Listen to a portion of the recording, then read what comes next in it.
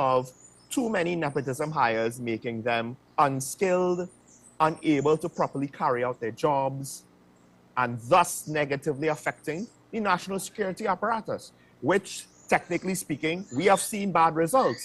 So it's not as though we could say, well, these people who were hired, they were producing at a high level, unless someone could bring evidence of that. But let's go back now to the potential of a coup in this situation. Like I said, it was only one other time where I had such concerns, and that was when Acacia Firearms, which included a .50 caliber rifle, was seized the very same day that the Deputy Commissioner of Prisons was attacked by a lone gunman, or who we believe to be a lone gunman. It's unfortunate that the suspect, who is rumored to have been the source of information for the weapon seizure, died in custody, unable to provide further intelligence or assist with further investigations. How inconvenient is that? Is it a coincidence or not? But the fact that the SSA was also looking to seek similar capabilities that the criminal elements apparently potentially have access to, because if you find one .50 caliber rifle, we can't necessarily assume that there are no more out there illegally. We have to ask, why did the SSA and Major Best and others under him think that they needed this capability? There's already, of course, now investigations into potential SSA involvement in extrajudicial killings.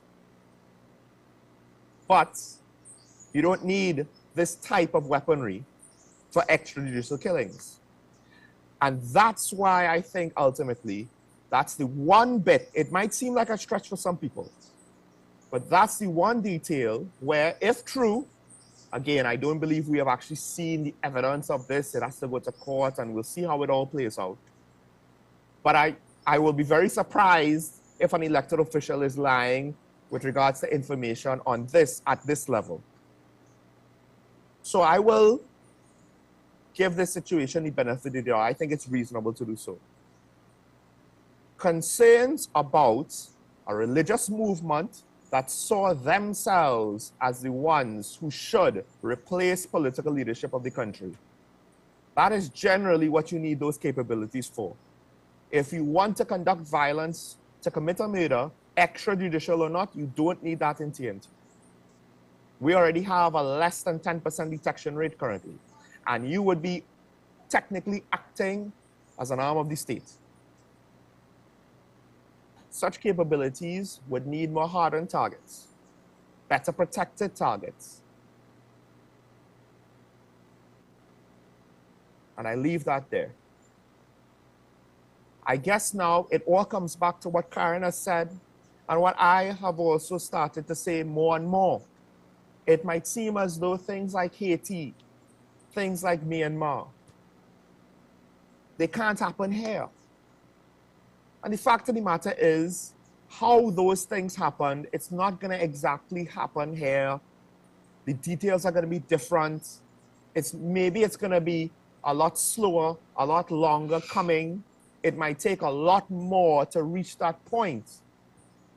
But I don't think we should sleep on the fact that it can happen. Because at the end of the day, it's a very human thing to do. Now the question is, to some extent, if true, why did this group of individuals think it was a good idea to try, a good idea to contemplate? What was their motivation behind going down this path? Because some do it for power, some do it for political, ideological altruism, which then can be corrupted. But it goes back to one of the other quotes that I said yesterday. Having authority implies accountability. If you reject the blame for failures under your watch, people reject your leadership. To what extent, maybe an individual or two took advantage of others, rallied them behind what looked like a good cause, a just cause, because of the evidence of the results that we see in how our country is being run. If you reject the blame for failures under your watch, people reject your leadership. When international agencies have good things to say, politicians take the glory, they take the credit. When they have bad things to say, blame is passed around to others, finger pointing begins. And to what extent is this the last group, at least in the current era, where we are going through tough times, and potentially tougher times are literally on the horizon of next year? Will this be the last attempt of someone doing something radical because they believe the system cannot be utilized to fix the flaws of itself that we now find ourselves in? We have issues with how our country is being run and our economic position because of it. Are these systems enough to get us back on the right track?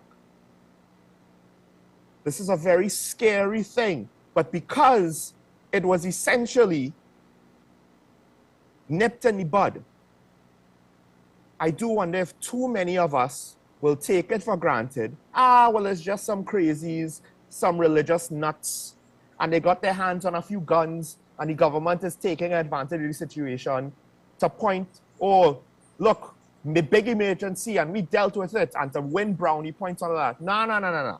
I don't see it that way. I see it more of, we are in a situation where Parliament, plus other politicians, not necessarily in Parliament, whether they have done so intentionally or unintentionally, consciously or subconsciously, they have led us to a point where faith in the leadership of the country has waned so much that another group of individuals potentially thought violence is the only way to fix the wider problems of our government. So like I said just now, will this be the last time, at least in the current period?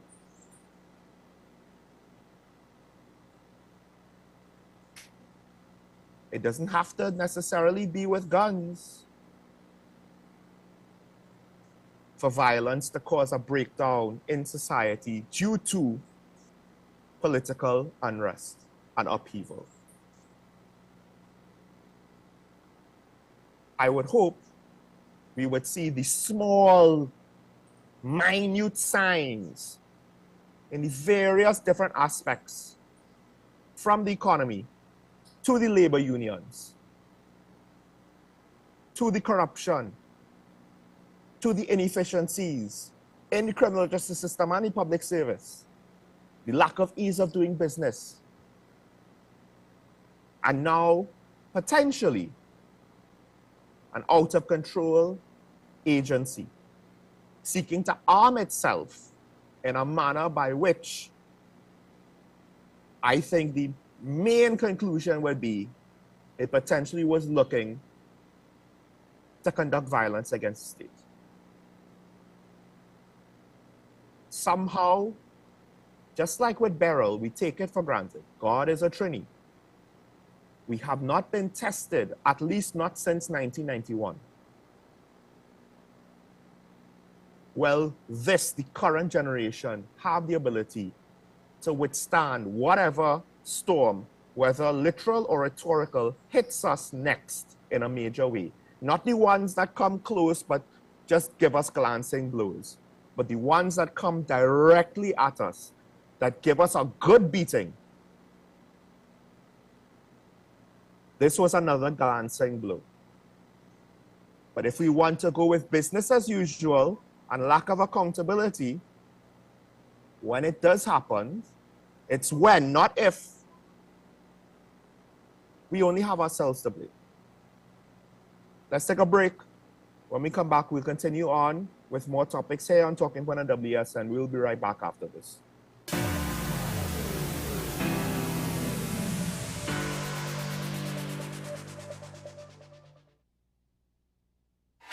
FanZone, your reliable, authentic supplier, has just gotten better. You can now visit our website www.fanzonett.com for your authentic wear and collectibles. The only place where you can use both your Visa debit and credit cards. Visit our website fanzonett.com to make your purchase today.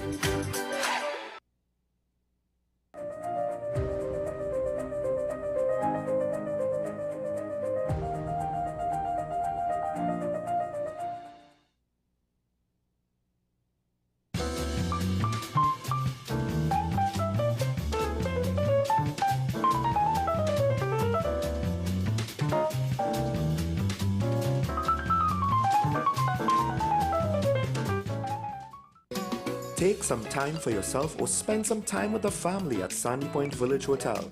Enjoy our various studio and suite apartments, self-contained with their own kitchenettes and Wi-Fi. We also have our famous 100-foot swimming pool and our beachfront restaurant, the Steak and Lobster Grill. And our location in Crown Point puts us near the center of activity from the nylon pool to the local nightlife. Call us and make your reservations at 639-8533, 389-2378 or email us at sandypointvillagehotel@gmail.com.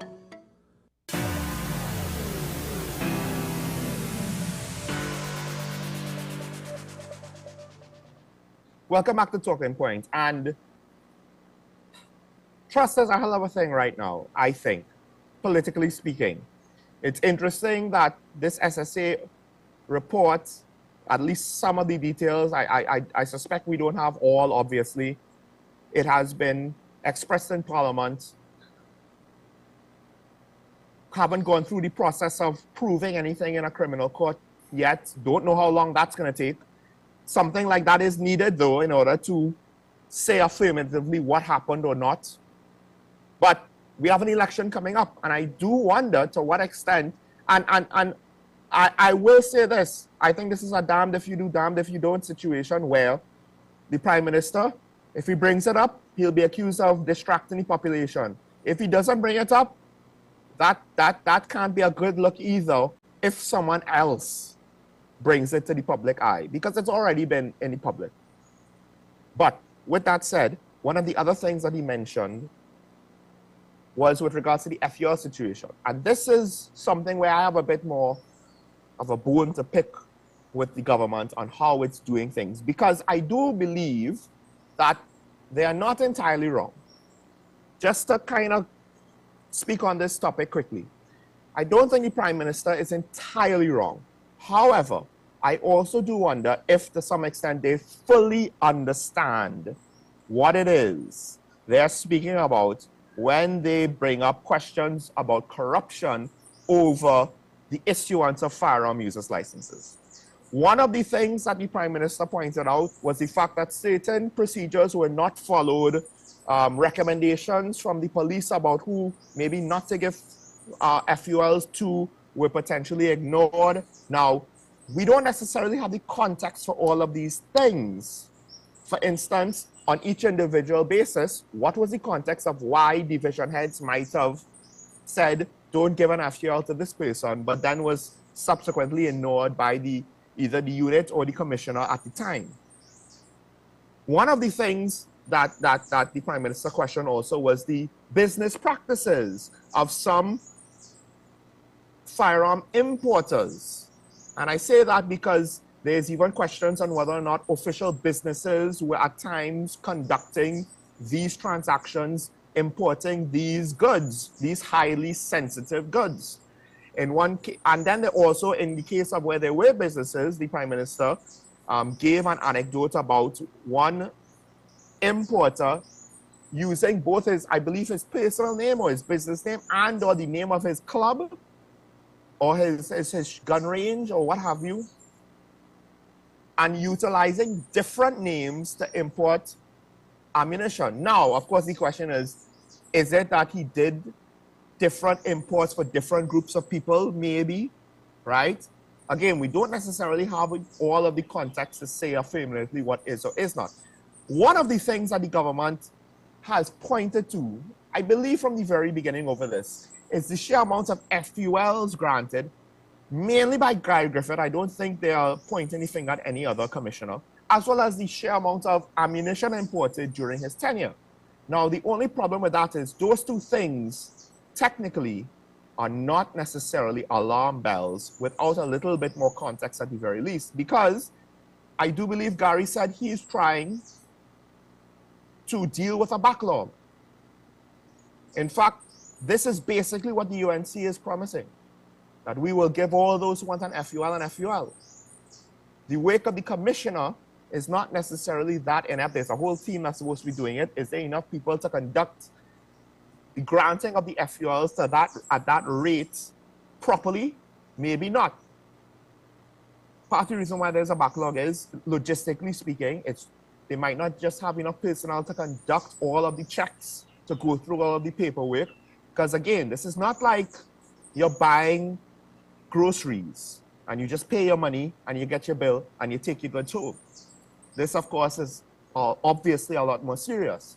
So then maybe you want to question, well, how did Guy Griffith process so many FULs? But the fact that it was a large number in of itself does not necessarily mean anything bad. Same thing with ammunition, because one,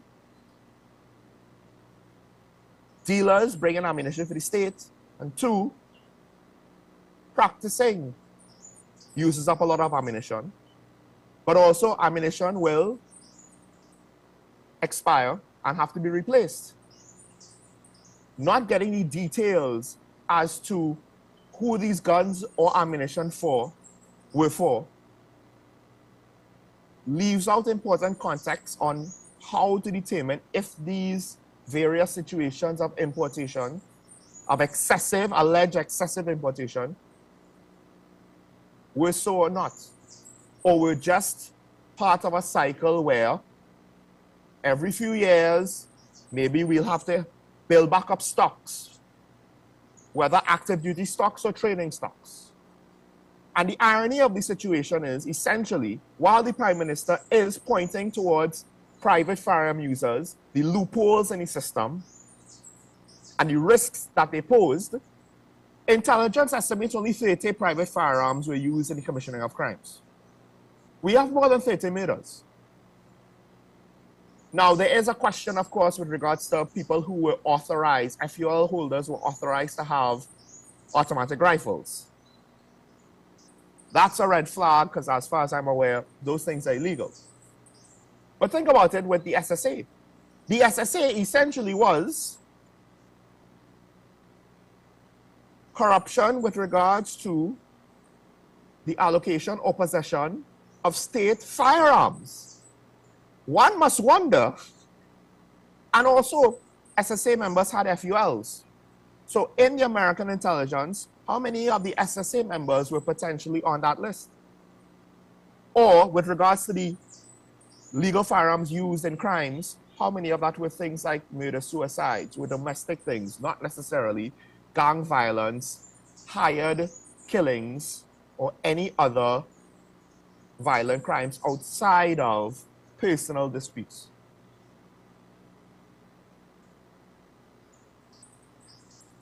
And at the end of the day, I do wonder, and I'll close with this nugget: accountability, right? How is business conducted, generally speaking, in lower income countries that are classified as third world, that is to say, not developed, who have unease of doing business, that potentially takes long with regards to processing, documentation, whose bureaucratic processes tend to be long, drawn out. At times, members of the bureaucracy might not be fully aware of the processes themselves to properly advise you on what to do in order to say about your business.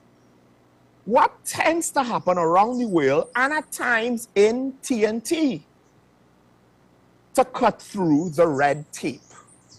You take the informal path, you kind of go through the gray area, maybe you give a favor here, you give a under the table something there, I mean, how many people got their license because of things like that? Their driver's license.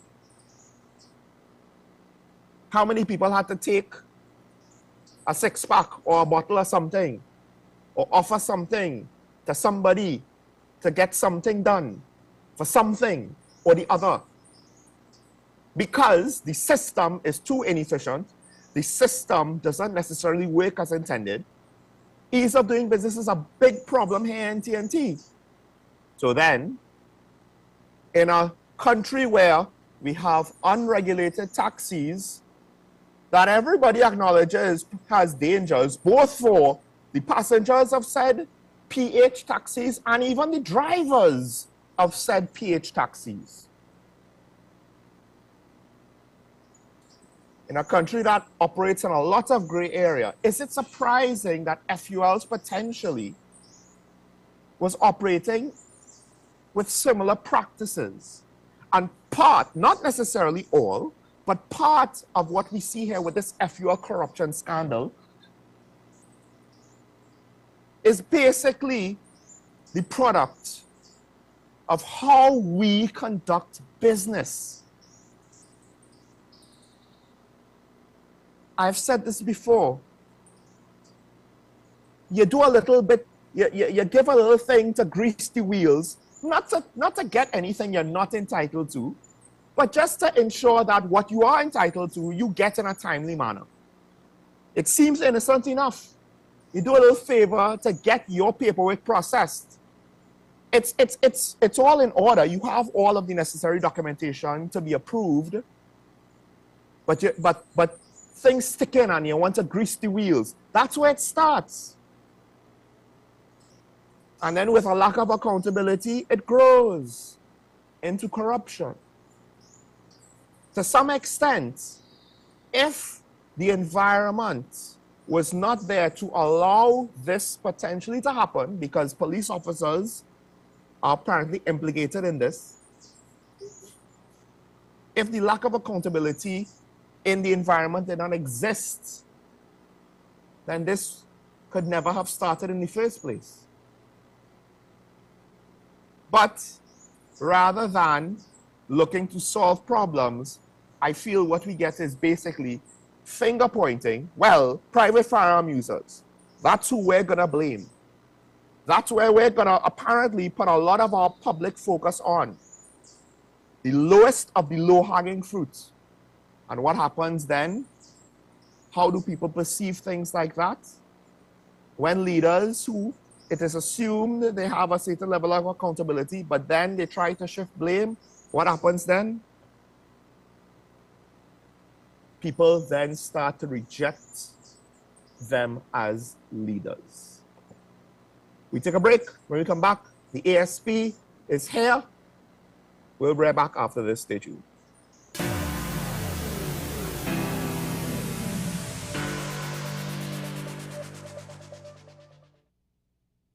Hello there and welcome to AM Prime on WESN Content Capital. Before we even start this repatriation and reintegration process, we've already failed, or are we doomed to fail? You've got to invest in the institutions that you've established to carry out those sorts of core functions. We now get into the regional updates to give you an understanding of what's happening across our neighboring islands. We have available a number of films that are worth showing. So it was day one when the French Revolution started to develop the concept of universal human rights. What happened this time is unprecedented. It's one of the largest terrorist attacks in history. Let's welcome Carl to the program. Carl is over there next to himself. Hello, Carl. Silky anteater or pygmy anteater, and we have two of the three species of anteaters right here.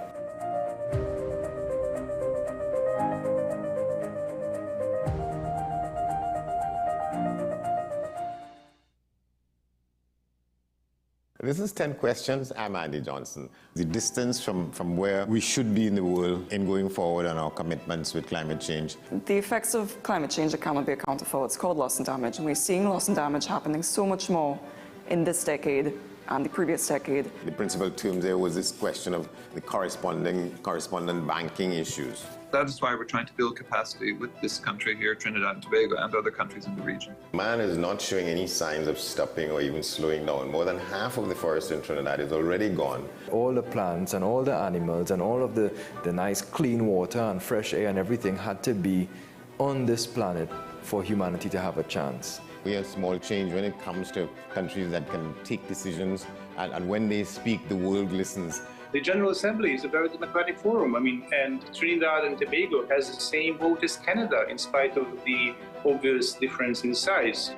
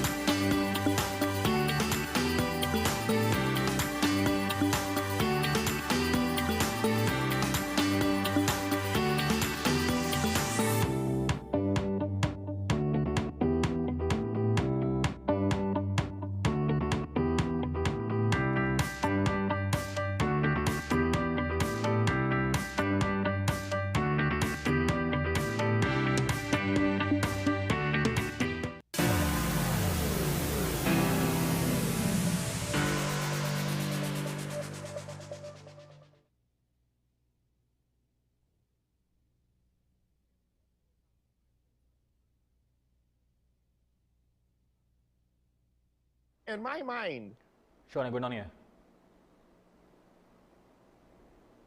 Welcome back to Talk About, ladies and gentlemen. Folks, conversations off air, sometimes more interesting than on air, but we have with us the ASP, Ashraf Ali, TTPS Media Ambassador for Talking Point. Good morning, Ashraf. How are you doing there in Trinidad, in Woodbrook?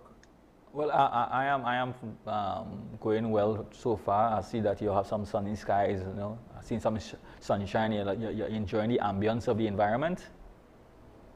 I'll be honest, Sean Michael Small is not someone that does well in the heat of the sun, which is a very interesting thing to say for someone who lives in the Caribbean. Well, I think this morning a lot of our Caribbean neighbors would love to see that sunlight on them right now.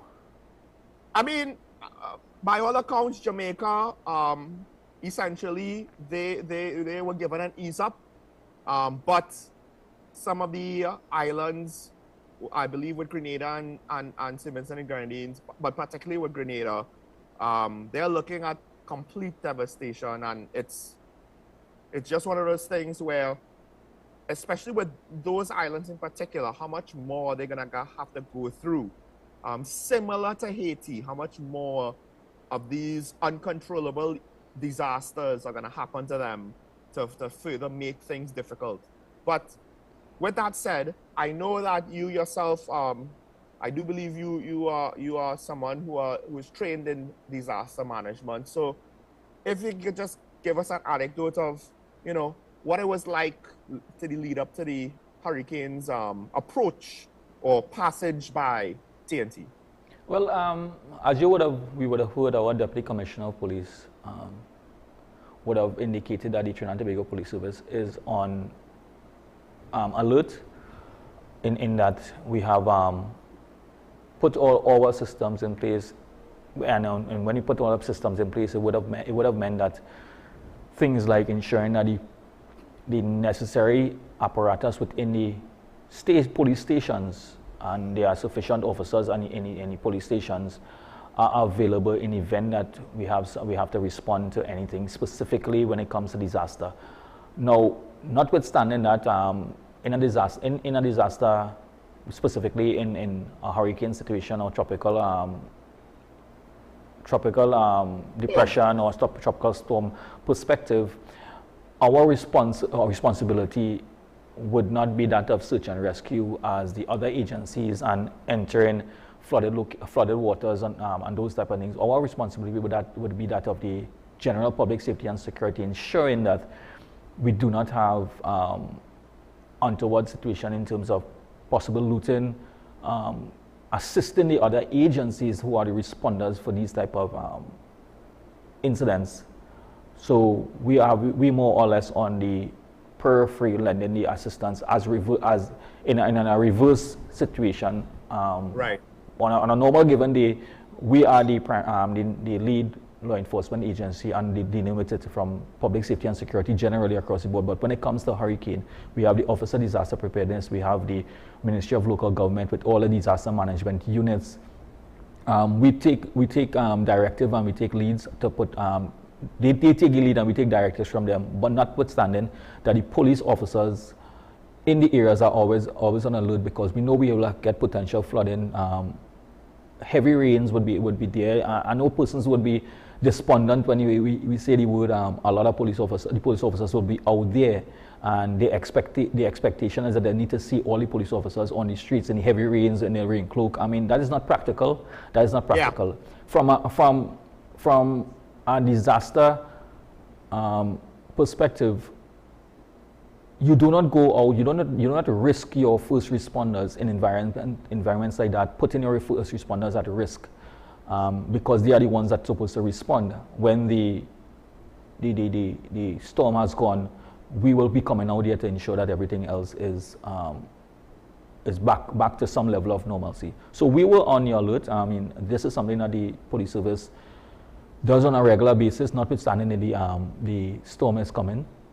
We also have, as soon as we had this, the rainy season has been declared, hurricane and rainy season, we also have preparation in our 9-10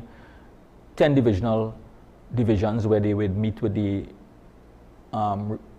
local government, disaster management units, and discuss how we respond to certain things in the event that they're needed. Right, so it's a holistic thing, and it's holistic as every year it's the same procedure that we follow. So fortunately for us, this time we did not have any major incidents, so that's good. I mean, Trinidad and Tobago, geographically where we are located, our geographical location, sometimes we benefit from not being directly in the path. However, we are seeing that the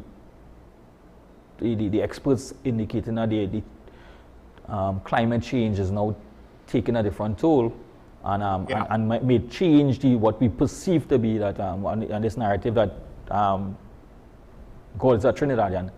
It's sad that we cannot keep believing that, because at some point in time, even this storm, when you look at the tail end and the periphery of this hurricane, it can do some damage.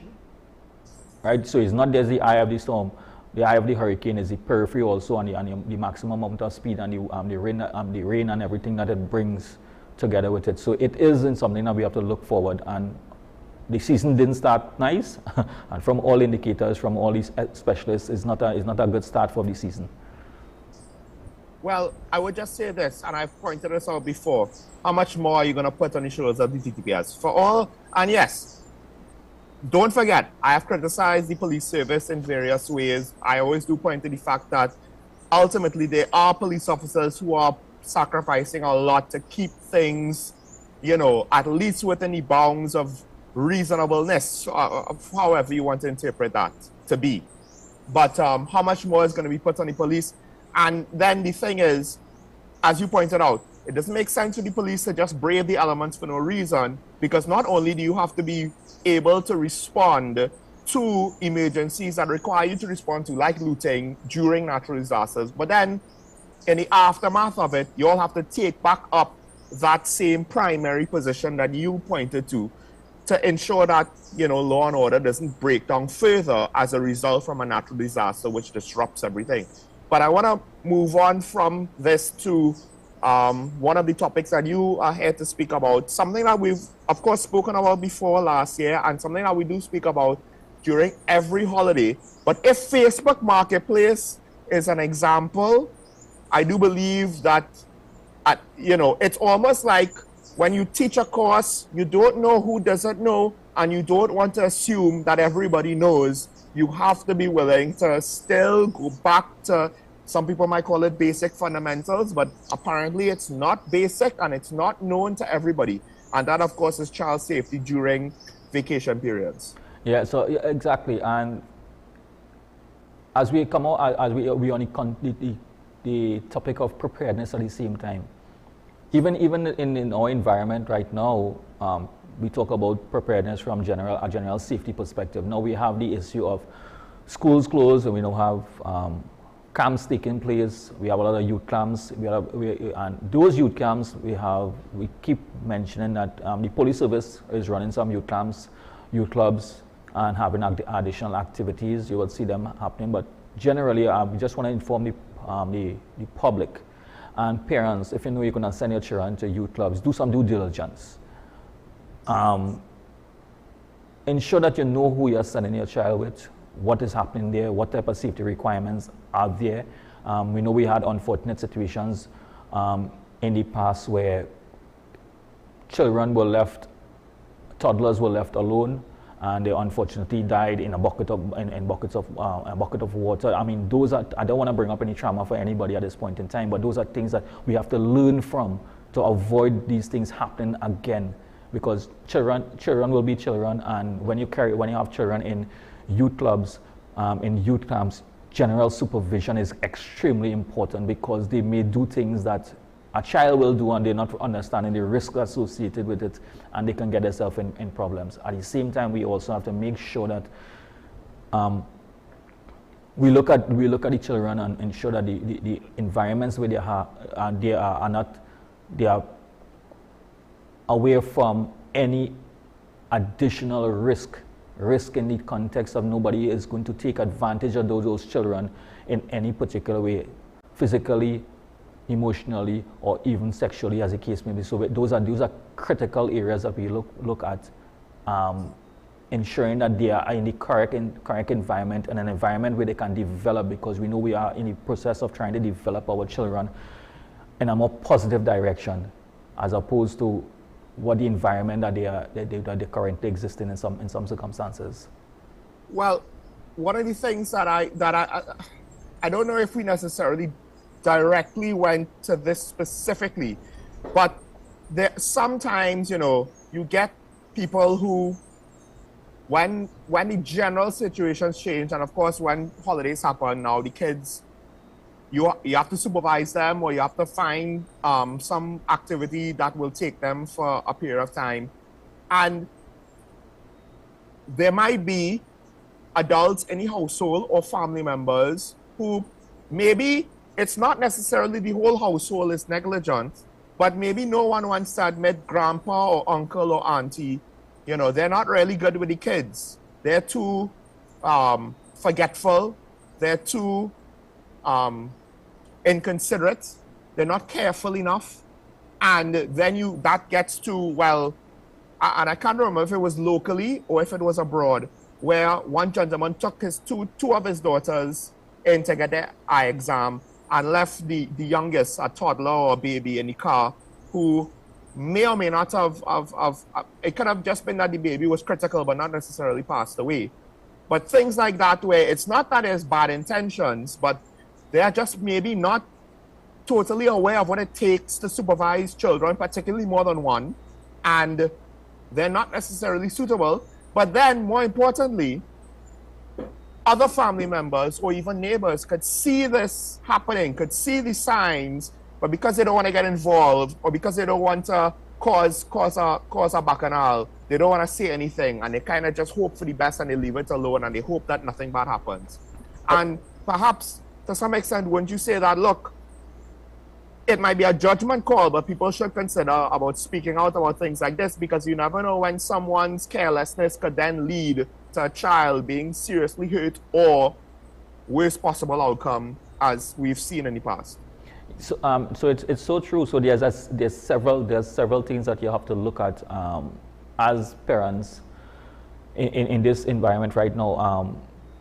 You may not be, as you mentioned, you may not be in a position to carry your child to work may not have you have to keep your child home. School is closed. The school may not have any program to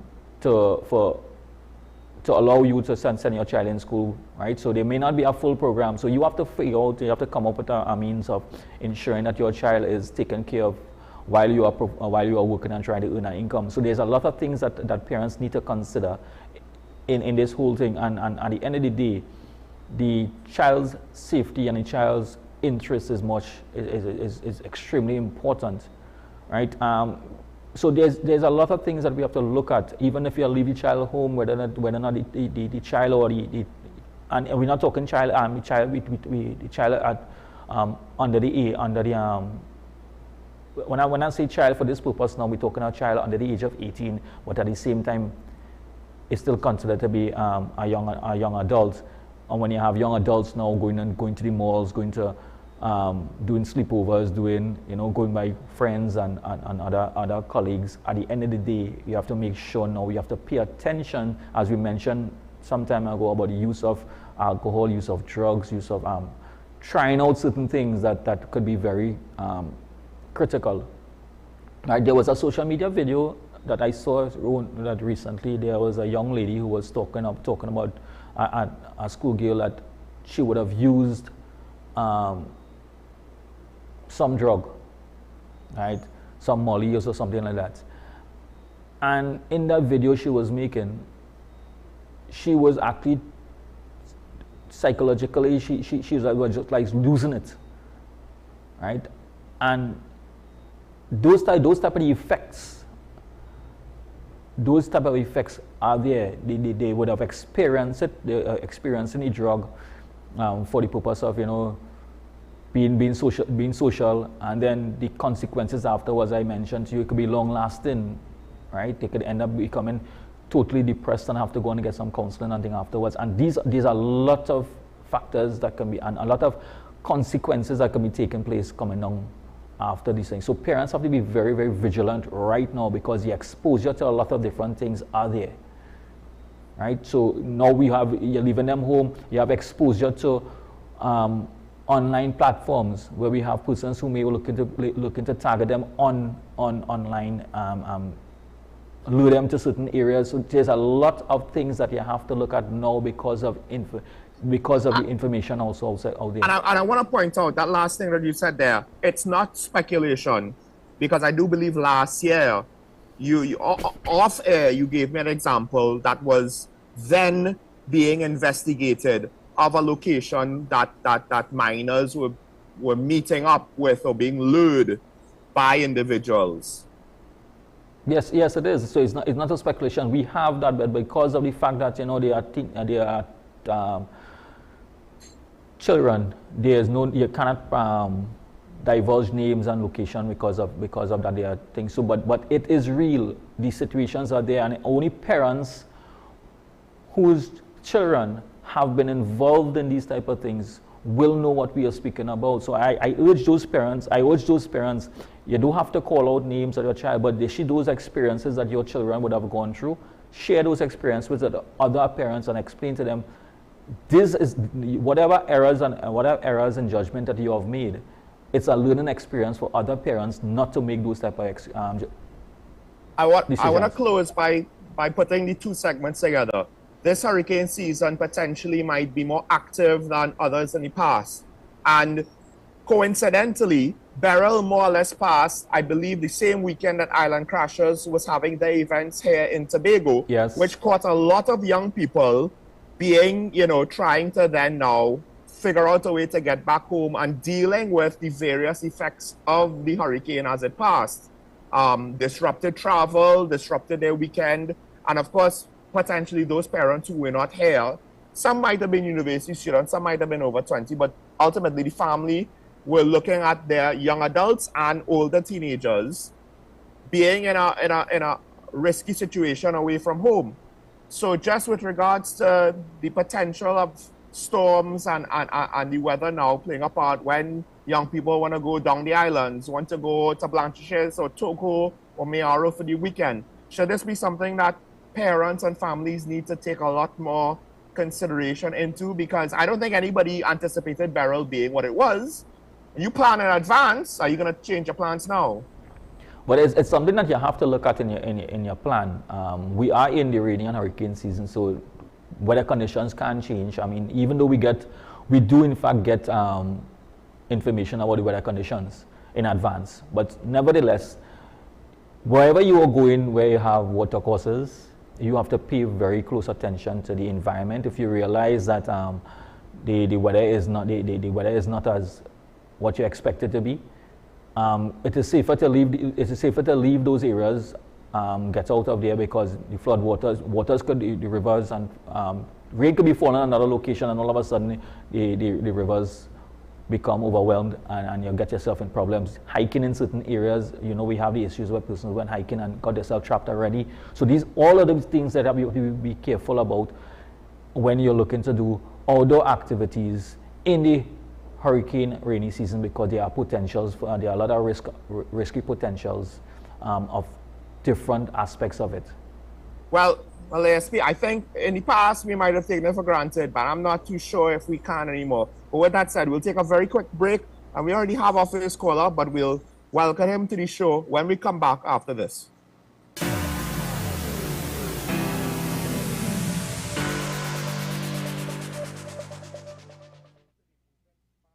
The home of Caribbean content is growing, and we welcome you to be a part of the #1 platform for young personalities who are driven to make a positive impact in society.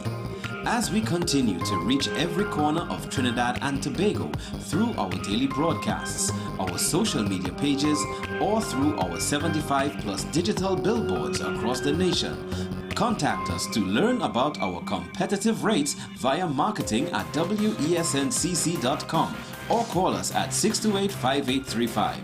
WESN Content Capital, television with a difference. Every word, every line, every paragraph depicts a real moment in someone's life. A father, a sister, a mother, a brother. We at Newsday are dedicated to you, the people, and through independent, unwavering journalism, strive to always bring your stories to life. Because your stories are more than just words. Newsday, independent and credible. This is Face of Sports, WESN Content Capital. How you felt about the kiss on the lip? That's the business. I'm nothing to do with that. I find that was distasteful. The national senior team, whether you like it or not, that is the model for all other teams to follow. I'm assuming that the regional requirement may be a much stricter requirement. This is not about Pro League and Super League. This is a league run by the Normalization Committee that I'm responsible for. Nobody expected FIFA to fund this arrangement. If we don't get a professional attitude towards this, we are doomed for failure. You break the balance, trip the leg, control the body. They ain't gonna stand put forever. Why you want the Chiefs to lose so? Why you want the Chiefs to lose so? They already have two. Lamar don't Why? have. You're jealous because you know the Chiefs getting closer to the Patriots. Let's go to the last part. No, of the not no. Let's go to the last part.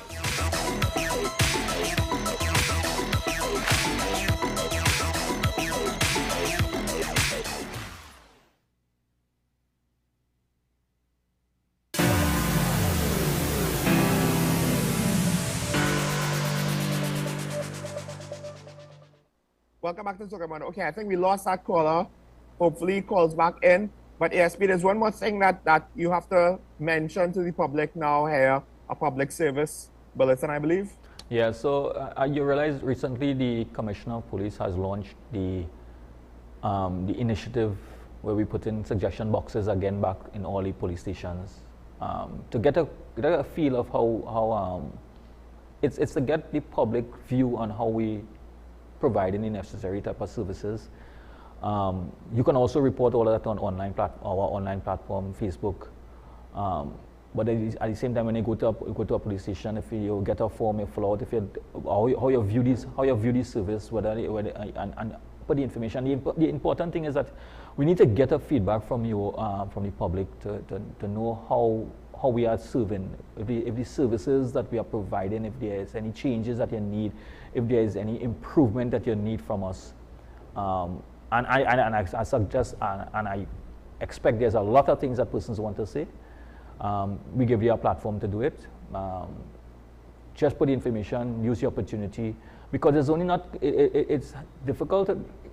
You keep on going out all about and saying about it, but when you get the opportunity to make a difference by saying it, you don't want to use that opportunity. Well, we got the caller back. I believe Digger Martin is on the line. Good morning, caller. You're on here. Good morning, Mr. Small, and a very good morning to the superintendent. Morning, sir. And my first question morning. is to you, superintendent. We're talking about safety of children. There are two reports that the police might have been looking at, or still looking at, or probably not closed out. The SABGA 1997 report and the Jones report that supposed to have been fleshed out, because a lot of things still hangs in the air with respect to the abuse of some of those issues that were raised in this report, and there were serious issues in the Judah Jones report, and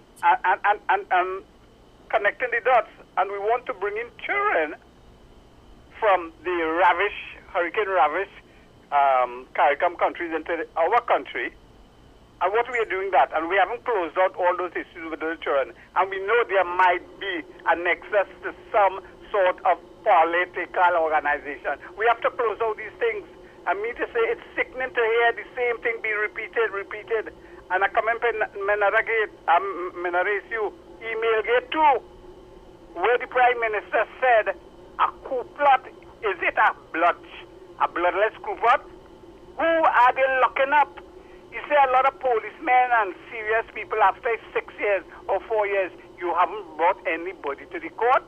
And I want to direct this question directly to the Prime Minister. Did he go to the current president? Because the last email he went to the former president, that is Max Richard. He went to owner or senior shareholder he went to the chairman of the Integrity Committee. And when they basically take him out, he come into Parliament, but he come into Parliament under the cloak of privacy. He didn't call nobody's name. And if he has the evidence, tell him, lock up people, else he must shut up. He must not cause panic in this country. I don't believe one word he said, because the emailgate issue, we know was untruth.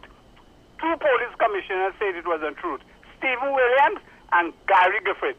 And he could take that in his pipe and smoke. Go and have a nice morning.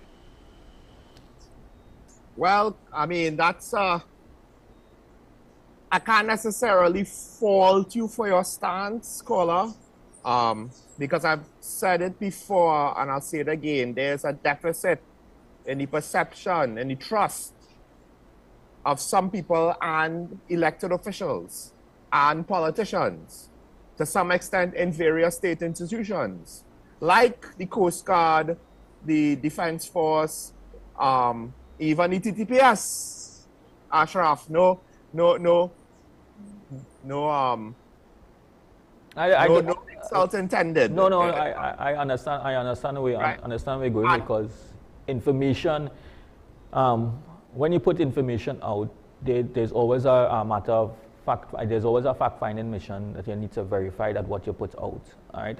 Yes, the reports and all, even from the police service, we have been put under the scrutiny when we have investigations being launched, and we are not being able to bring to the public some updates on investigations. Even in this platform here, we would have been asked about certain investigations and where they reach and things. But sometimes there's not.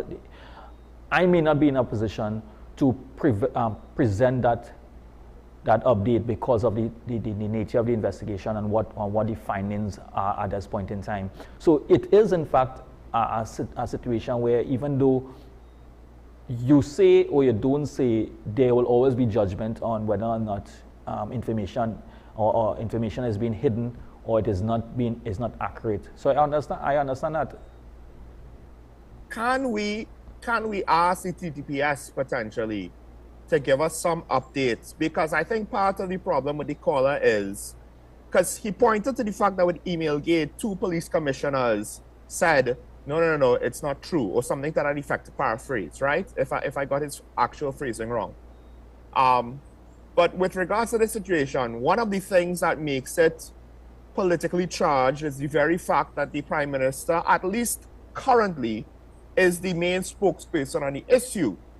Not necessarily most of the country will believe things that the Prime Minister says. Some will, some won't. Will the TTPS have any sort of capacity or consider giving the public some information on this investigation that it can? Because obviously I know it's ongoing and it's going to be expectedly before the courts at some point.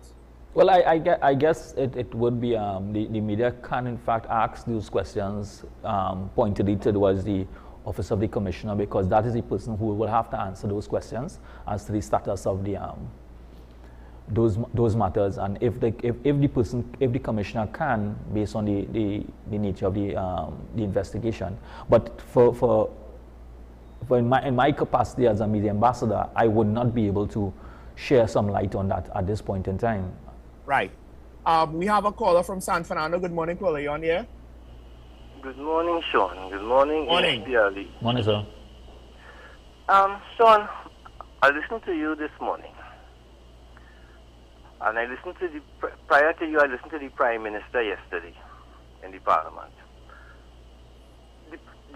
Our previous Prime Minister, Mr. Patrick Manning, said in that same Parliament that he knew who Mr. Big was when we were talking about the drug trafficking and stuff in Trinidad and Tobago. He said, I know who Mr. Big is, but information is not evidence. And I look at the Prime Minister yesterday giving information. We have had, apparently this government seem to think they have information on the previous Commissioner of Police seemingly ill dealings with the firearm unit, the issuance of fuels and all of that thing. The Prime Minister appointed Stanley John to do our investigation, not the Professional Standards Bureau doing our investigation, not the David West Agency, the Police Complaints Authority doing an investigation, and that has gone nowhere. We have not seen anybody being charged for anything with that. Yeah. Similarly with this SSA issue, right? Prime Minister came there and gave a set of information yesterday. And with all that information, if it is that we could charge Chris Muslis with treason, why we can't? How come nobody can get charged for treason in all what he said there yesterday? If we have all that information, is it that he has no evidence? Because you can't have all that taking place, and you tell me you're not. Nobody has been brought before the court. All I see is Major Best being fired. Two ridiculous charges for Pastor Brown and the other person, and there is nothing serious with all that information. The Prime Minister said one thing again yesterday. He said that 30 firearms legally issued were used in criminal activity. But he said what was so important in that discourse. He said that they were advised by the U.S. authorities. Me, you know what, I go on the beach and take a little swim today, Sean, because I set up all this crap that I keep hearing from the people that's supposed to have this country, supposed to be an authority in this country, and doing things that's supposed to protect us, and it's just talk, because the Prime Minister says it in the Parliament. I am hoping that he comes outside and says it, because this has serious implications. Because I know Gary Griffith is just waiting there for the Prime Minister to come outside and say some of what he said yesterday to go after the Prime Minister again. I am fed up of hearing talk and seeing no action. That is where I am today. Have a good day, gentlemen. Thank you, caller. And yes, that's why I'm like, at the end of the day, nothing is proven in the court of law.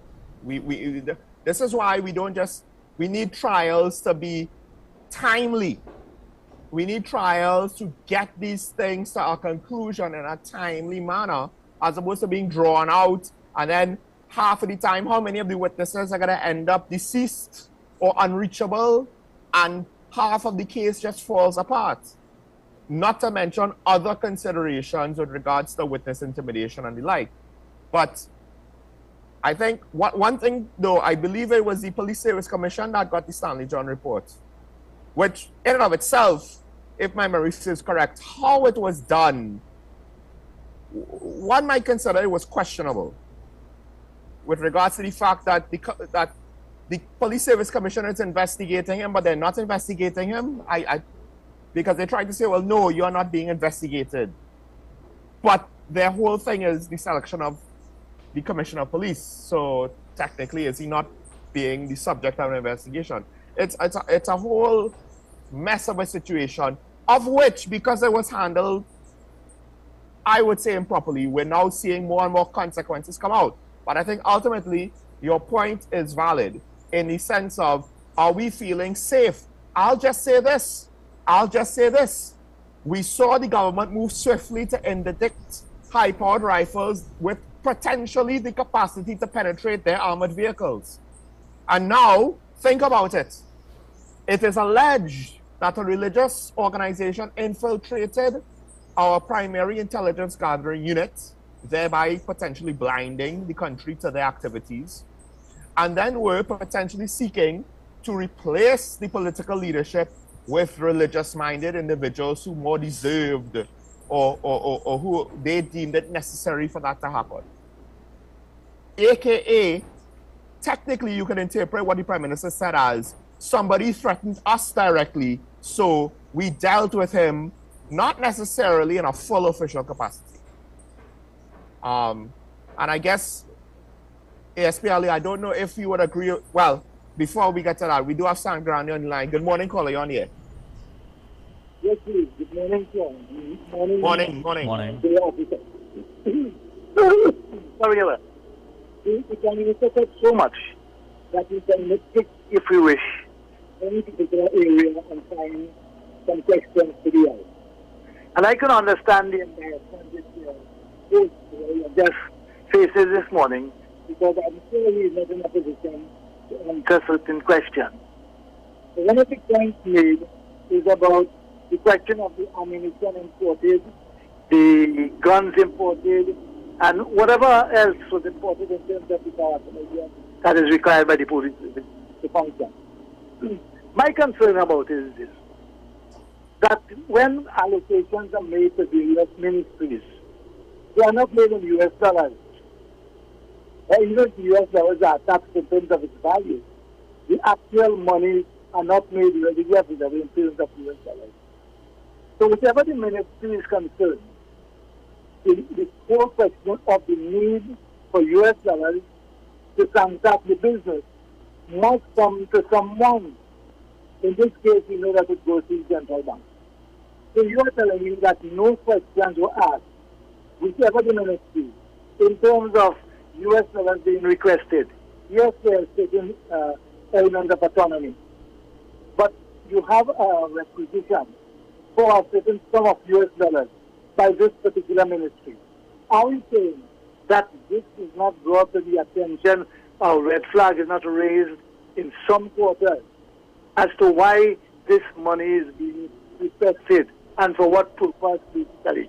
While you may not be able to curtail the necessary reason for the importation, whether it's education, whichever it is. But the fact is, one would expect that you would question why, whether it's the importation of new cars, whether it's the importation of used cars, whatever it is. So today, when it was told to us that yes, there was a possibility of rising because of the stocking of ammunition to such an extent, one wonders whether this calypso of Lord Nelson doesn't come into play. You know, we have heard the word thief and whatever words meaning the same thing against the leader of the opposition now, and when she was in government. But one wonders whether this calypso really doesn't come into play. That on one hand we have a thief, And on the next one, we have a master liar who knows what I'm talking about. You know, because the thing about it, there are so many things that happen in the world. And somebody has to be accountable. We already know that we have a Minister of National Security who is not aware of anything, right? So I share the embarrassment, which I'm sure you're just feeling because he's not in a position to answer directly. And even if he had an answer, he will include it by offering an answer. But please, I mean, let us not fall for this thing. Let us fall for, as one of the other callers mentioned, let us fall for not just information. If you have evidence, we are told as members of the public. If you see something, say something. Does this only apply to the white citizenry? Why can't it be applied to government? There are so many statements we are made. Opposition make them, government make them, and they just look, you know, as if they are fools. So you have a blessed day, and thanks for the program that you all have been having. Thank you, caller. Have a nice day. Thank you. The audio was a bit inconsistent, but essentially, I think your first point, I'll just say, the system is too inefficient to properly account for all the transactions. And I think a lot of our law enforcement and regulations enforcements, and why there's so much unofficial, under the table transactions to cut through the red tape, that is the seed that then germinates into and grows into a tree of corruption, is the fact that the system is too inefficient. Customs can't track all things coming in. One would expect, or one would then ask, why should we expect that someone is going to be able to track all purposes for foreign exchange? ASP Ali, I don't know if you have anything else to add with regards to that. Investigations, like we were discussing some time ago, when it comes to information is good, you know. It all depends on how you use the information and what the information suggests. And we continuously ask the public to, if you see something, say something. And I agree with this caller in the context that it is not about just the general the general public or the man in the street. If you see something, say something. At all forums, at all levels of our society, it should apply, because at the end of the day, we in Trinidad and Tobago are the one that is looking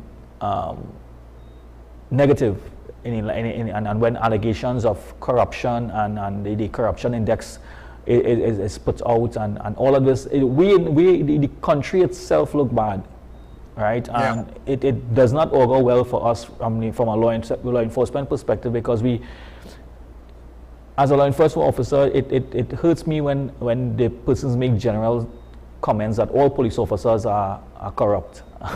I mean, I am a law enforcement officer, and that statement applies to me also. So and how does it affect? It affects my family when they hear, you know, hey, you are a family member, and all police officers are corrupt, and those broad statements. And I would like to reach the day when it is that those broad statements are no longer made, but if the persons who are supposed to be held accountable and is found wanting within the laws of Trinidad and Tobago is put before the courts and held to answer the questions. So then there would not be any brandishing across paintbrushing or broad brush across the whole thing and say the entire Trinidad and Tobago Police Service, all officers are corrupt, all persons from national security is corrupt. Those broad statements does not help us in weeding out the corrupt elements or fixing the broken system, as you indicate. So it's something that we have to look at holistically. And also, Mr. San Fernando brought up the fact that the intelligence about the 30 private firearms being used in crimes, that came from U.S. sources, or that came under advisement from the U.S. government. But then I'll go a step further and remind people that I believe on the human trafficking watch list from the U.S., one of the things that they point to is the fact that senior officials of the government are involved by their intelligence estimations or determinations. And hey, if we want to take what the US is saying, are we going to take everything what they say? Are we going to treat it the same, or are we going to deal with some things as inconvenient truths we want to sideline?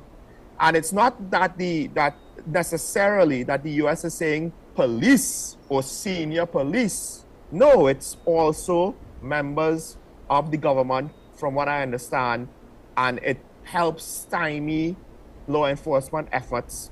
Yes, of course, there will potentially be also some bad elements of the police, whether senior, junior, what have you, also involved, right? But like you said, it's not a broad brush you're going to paint with. But see something, say something. I think we do have to ask, do people in the public service, first of all, to some extent, do they feel that they can? I know there's whistleblower protection legislation coming out, but now there's questions about that. We'll get into that maybe next week with regards to the appropriateness of the legislation and to what extent now will it infringe on other people's rights. It's a whole big potential legal mess. But we know that public servants, not all public servants like police officers are bad, right? I try to say that whenever I do have criticism about the system as a whole. There are those who work hard to keep the system together. But generally speaking, they don't speak out. Most often because of being fearful of losing their employment, which in 2024 is not something that's easy to deal with in TNT, or many places around the world for that matter. So now we do have to ask ourselves, because I don't know if we could fault everybody, just like how we can't necessarily fault all members of the public for being afraid. They don't want to necessarily be involved in a murder investigation because they're afraid for their lives. But what about those who don't want to necessarily involve themselves and bring up publicly the bubble going on in their state company or agency? They don't want to say anything because they're fearful for their jobs. And maybe in some cases, they might also be fearful for their lives. And to what extent now do we have to look at that harsh reality and realize, hey, we can't expect someone else to sacrifice in order to get our way out of this situation. We have to start considering collectively, what are we willing to do, sacrifice or otherwise, to get ourselves out of this situation? But with that, ASPLE, I don't know if you have anything else to add as we close out the show here. I just want to reinforce to the public. I mean, we are in the school. The school has closed. You know, we have children will be there. I'm not blaming any parents of their situation, but we need to do a little more to ensure that our children, our youths, and I just say the future of our nation is taken care of. We do not want this period and persons have any unfortunate incidents or accidents along this line. We will have activities on the beaches, water courses. I know children will be going out and having some enjoy themselves for the thing. So we have to be more cautious. We have to be we have to be plenty more cautious, and in this time, because there's a lot of influences from varying aspects coming down on our children, and even in some circumstances, parents at the same time. So we have to be vigilant out there, and I hope that we have a safe day and look out for our children. Well, thank you, ASPLE, for joining me once again, and hopefully nothing disrupts our schedule, and we'll see you next week, Monday. All right, thanks to all of the callers as well for joining us on Talking Point. And I'll close merely by saying, look, at the end of the day, speaking about children, what we do today will set up the country for tomorrow. So you might think, you might be comfortable in the fact that, look, it's okay for now, you know, I just want to get by and live my life. But you have to ask yourselves, that might be true, that it's fine now for you now, for your situation now, but what about for your children and your children's children and your children's children's children? Shall we just make assumptions, hope for the best, say God is a Trinity, or are we going to do something about it proactively? Make today a good day, like my co-host always says. Remember your allegiance to the Republic, this twin islands, a beautiful land blessed with many advantages that we seemingly take for granted. Let's stop doing that. Let's look out for each other. Stay safe. We will see you tomorrow. Bye-bye.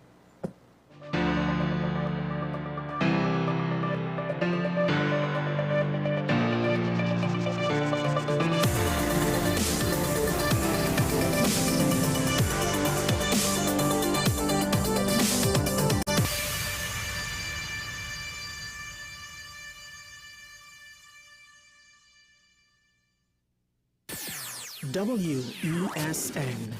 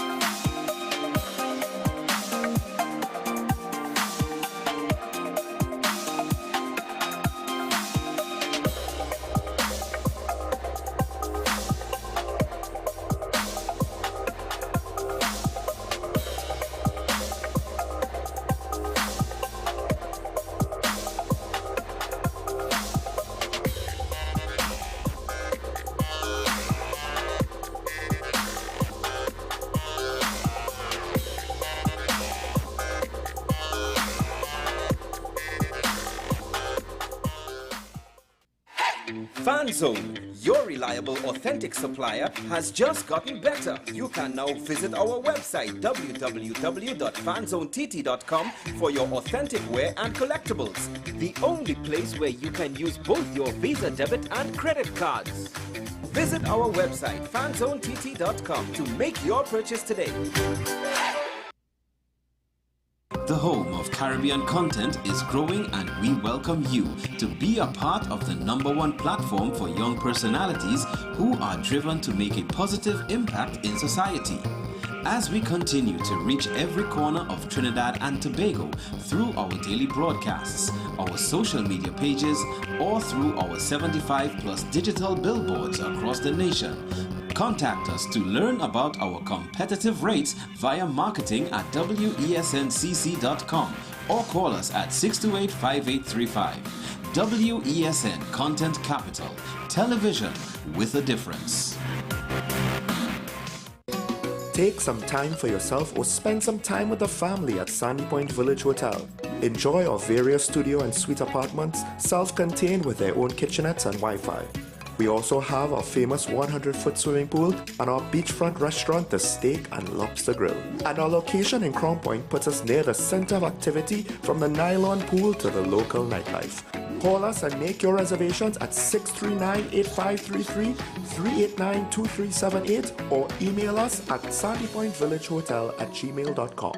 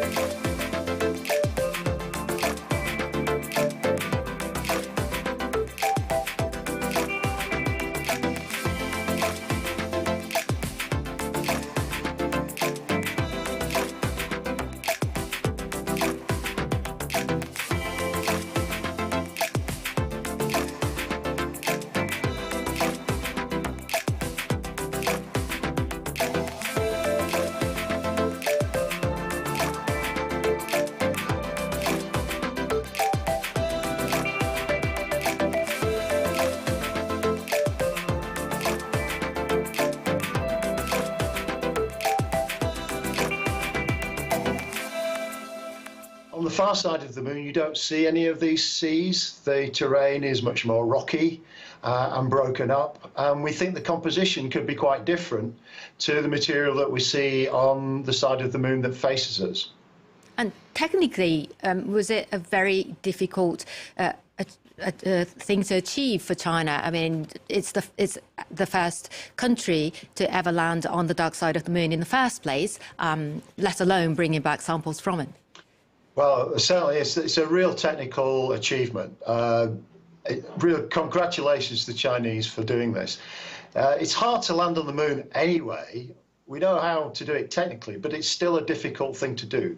But to do it on the far side, where you're actually out of communication with the Earth, you have to set up a communication system before you can even begin to do it, is a real step forward. And why would other countries not want to do the same? I don't think it's that other countries don't want to do it. There's been a lot of discussion about working on the far side of the moon, but China are actually the first country to actually achieve the landing and then collect the samples and take off. It's not so much a race, but there's certainly a sense of people want to do things first. And you mentioned China wanting to do it. I mean, there was a will, but what does the mission tell us about China's ambitions for space exploration on the whole? I think it really confirms how well China are doing in developing their technology. Actually, the whole world knows that China is very ambitious in its space plans, and we've seen the Chinese space program develop over the past 20 to 30 years, improving their achievements, developing their own space station, operating with human beings in space, all things that other countries have done before, but with a clear ambition to actually go further and push the technology beyond what we can currently do. Now, China says that it's open to working with scientists around the world, but there are limits, largely due to the US restricting direct cooperation with China on national security grounds. Are geopolitics then getting in the way of science? Well, geopolitics certainly have an impact. Hopefully, when we're working on pure science programs, we can actually develop our collaborations. And in Europe, we're actually involved in a lot of collaborations with China. The European Space Agency and the French Space Agency have missions going on with China right now. In fact, just last Saturday, a mission called SVOM was launched by the Chinese with involvement from the French Space Agency and also an instrument built in Leicester on board that particular mission. So we can do these things. It is a little bit of a challenge to work around the politics, but actually working with China at a scientific level is really productive. And the Chinese scientists and the agency are very capable, so we get some great results from this work. Martin Barr.